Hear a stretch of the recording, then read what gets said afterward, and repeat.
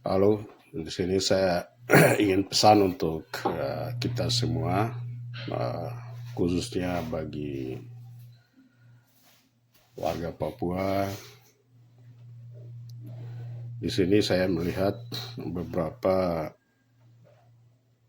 kejadian ya di akhir-akhir ini, 2024, 2025 hingga awal tahun 2026. Ini lebih khusus untuk generasi muda Papua di perantauan. Lalu pesan paling pentingnya ini saya ingin meletakkan kepada seluruh orang tua bahwa sebelum mengirim anak dia harus merantau atau pergi kuliah atau sekolah, ya para orang tua harus pastikan mentalnya siap beradaptasi atau tidak di tanah rantauan. Dan yang paling penting yang harus dipastikan adalah pergaulannya sehat sejak di Papua. Ini menjadi pertanyaan bahwa selama di Papua dia bergaulnya sehat, lalu dia mengikuti sahabatnya misalnya pergi kuliah di Surabaya, di Jogja, lalu orang tua berinisiatif karena ada sahabatnya dia harus ke Jogja, maka orang tua harus mengirim dia ke Jogja. Ini juga problem sebagai pertimbangan-pertimbangan yang tentu orang-orang tua harus dipertimbangkan. Karena beda zaman, beda generasi, hari ini apalagi dibarengi dengan teknologi.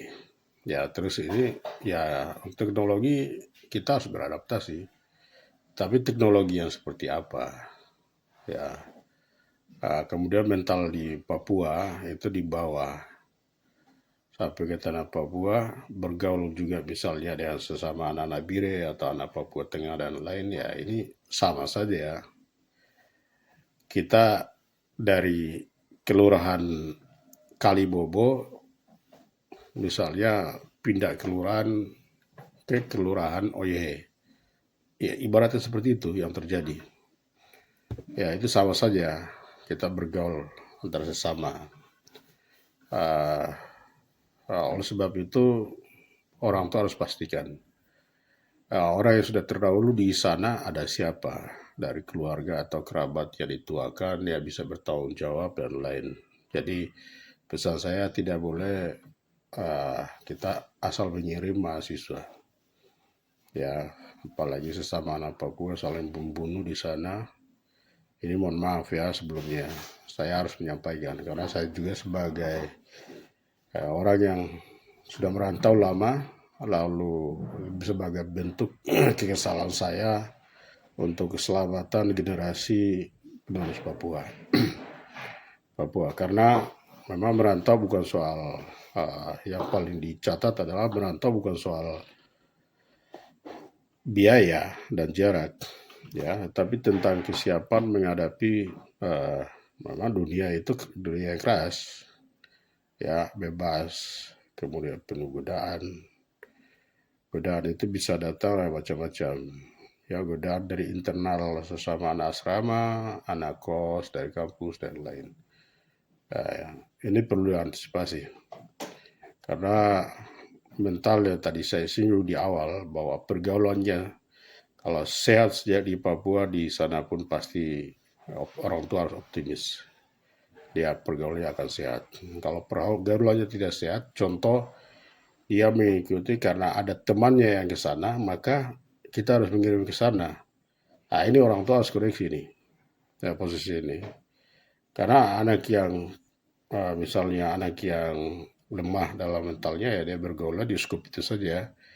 Kalau anaknya pergaulannya sehat di Papua, ya dia akan bergaul dari komunitas yang sehat untuk kembangkan skill, belajar dengan sesama teman, mahasiswa, entah dari Aceh, Kalimantan, Jawa, Sulawesi, NTT, NTB, dan lain, Maluku.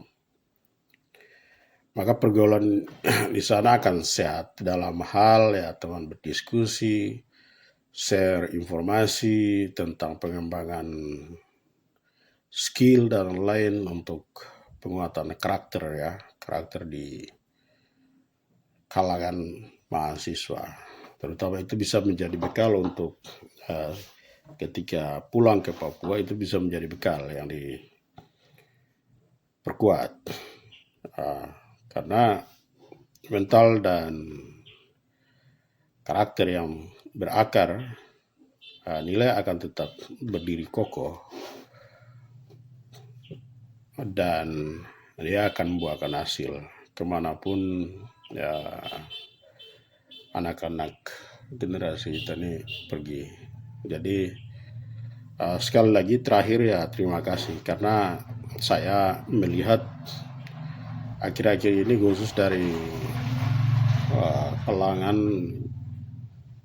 wilayah Mepago ya, ini dari sejak 2025, 2024, 2026 ini, bahkan sampai terakhir ini, informasi yang beredar adalah saling sesama anak Papua. Oleh sebab itu ya saya berpesan kepada seluruh orang tua, pastikan mental anak apakah siap atau tidak sehat mentalnya di Papua, silakan kirim.